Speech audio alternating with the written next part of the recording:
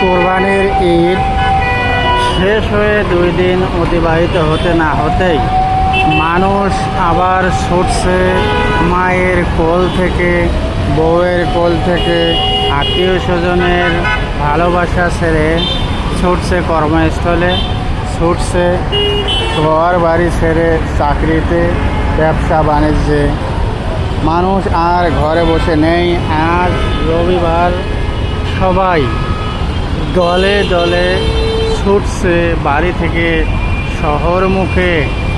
একবারে উদাসীন অবস্থা, ত্রিমুখী ফ্লাইওভারের নিচে দিয়ে সবাই ছুটছে শহরের দিকে। কিভাবে দ্রুত বাসা বাড়িতে পৌঁছা যায়, আগামীকাল থেকে কর্মস্থলে যোগ দেবে, ব্যবসা বাণিজ্যে দোকানপাটে যোগ দেবে। সেজন্য মানুষের আনন্দ উল্লাস। এই ঈদুল আজহায় মাত্র 3 থেকে 4টা দিন শেষ হতে না হতেই মানুষ আবার ছুটছে নিজ নিজ চাকরি কর্মস্থলে। এই হলো অবস্থা। এ পর্যন্তই। সকলে ভালো থাকবেন, সুস্থ থাকবেন। আসসালামু আলাইকুম।